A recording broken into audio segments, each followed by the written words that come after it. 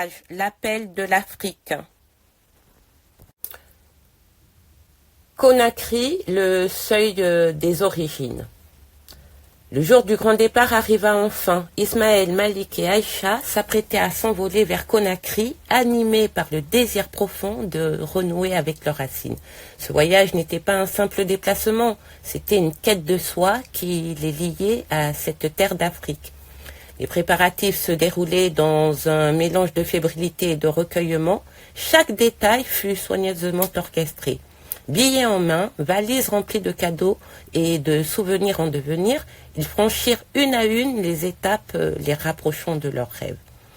À l'aéroport de Paris, le trio ressentit une palette d'émotions mêlant excitation et appréhension.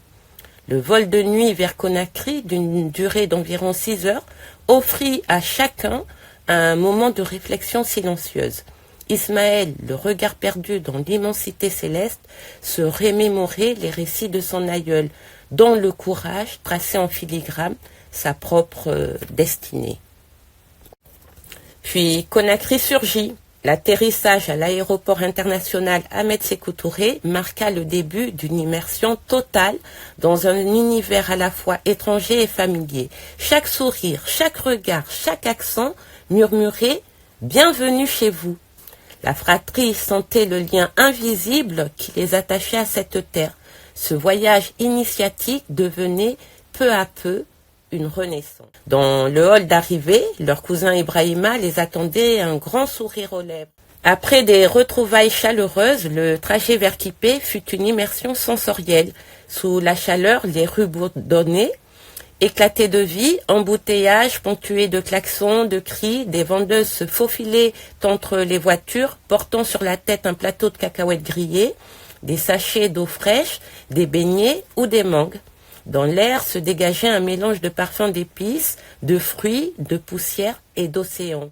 Leur véhicule cahota sur une piste sablonneuse avant de s'arrêter devant une grille en fer forgé, où, au-dessus du portail, on pouvait lire en lettres discrètes « Kunda Lansana ». Un employé chaleureux et courtois ouvrit le portail. Devant eux, une villa accueillante, les murs peints en ocre clair, se dressait, entourée d'un petit jardin fleuri de bougainvilliers et parfumé par les fleurs des citronniers. Sur le seuil, oncle Lansana et tante Aminata, tous deux vêtus de tissus traditionnels bleu nuit, les attendaient, les bras ouverts et heureux de recevoir leurs neveux et nièces. « Bienvenue mes enfants, dit tante Aminata d'une voix douce et vibrante. « Mes enfants, enfin, venez, entrez, entrez !» lança oncle Lansana, la voix chargée d'émotion. À l'intérieur, la maison offrait un contraste rafraîchissant. Carrelage frais sous les pieds, murs blancs décorés de tissus traditionnels, un salon spacieux avec des fauteuils en cuir, moelleux. La modernité discrète se glissait entre les livres empilés, une télévision accrochée au mur et une box internet clignotante. Aïcha poussa un soupir de soulagement. Malik esquissa un sourire complice en testant le signal Wi-Fi. « Je crois que je pourrais vivre ici, plaisanta-t-il. Ibrahima éclata de rire. « Attends de découvrir la vraie vie dehors avant de décider. » Après les embrassades, tante Aminata leur proposa de rendre visite à Néné Fatou, la mère de Lansana, qui, en raison de son âge, restait souvent alitée dans sa chambre. Ils traversèrent un long couloir jusqu'à une pièce claire. Assise sur son lit, Néné les accueillit. « Approchez, mes enfants, murmura-t-elle, je vous ai attendu si longtemps. » Ils s'agenouillèrent tour à tour, déposant un baiser respectueux sur sa main ridée. Elle leva les paumes vers le ciel, puis les posa sur leur tête pour les bénir. « C'est votre première fois ici, mais je savais que vous viendrez un jour. » Puis invoqua quelques mots anciens, et après un moment de silence, elle leur dit « Ce n'est pas la terre de vos pas qui vous appelle, c'est celle de votre sang. » Le soir tombait doucement sur Kipé. Après le dîner, les 4 cousins s'installèrent sous la véranda dans une atmosphère paisible avant la veillée. Ils partageaient des fruits et quelques souvenirs. Malik, curieux, se tourna vers Ibrahima et lui posa 1000 questions. « Et toi, tu fais quoi exactement » Malgré son jeune âge, Ibrahima, l'enfant du pays, dégageait une maturité tranquille. Il s'était déjà imposé comme l'un des entrepreneurs les plus prometteurs de sa génération.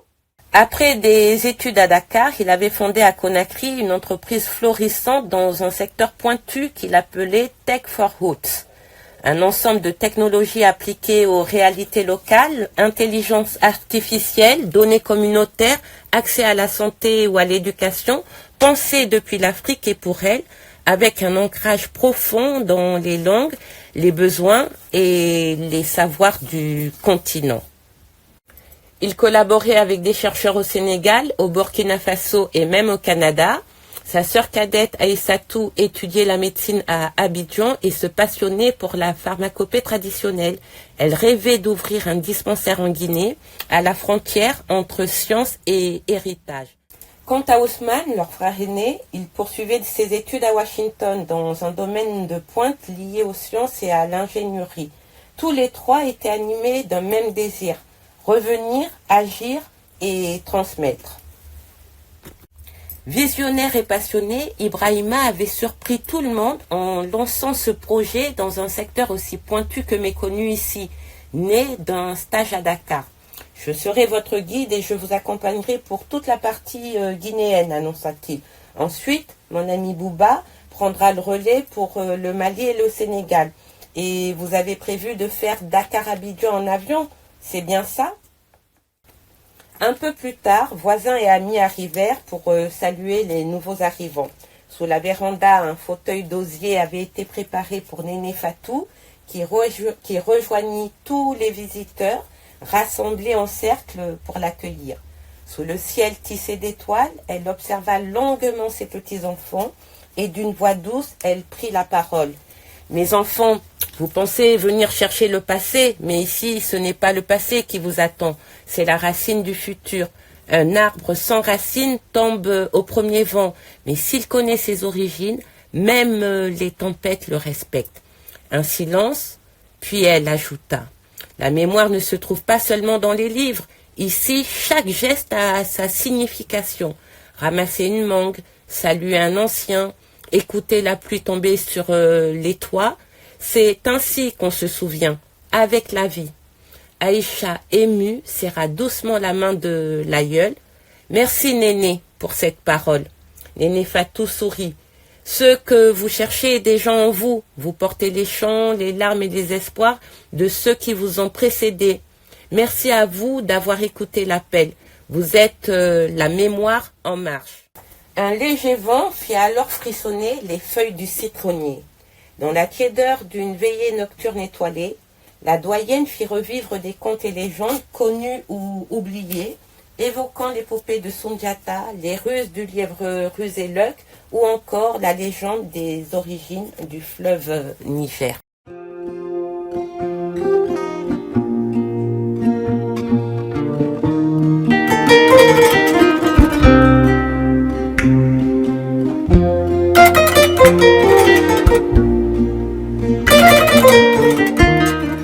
Et dans cette nuit profonde de Guinée, à voix basse, presque en secret, se transmettait une mémoire vivante, un savoir rare, précieux, porté par Néné Fatou.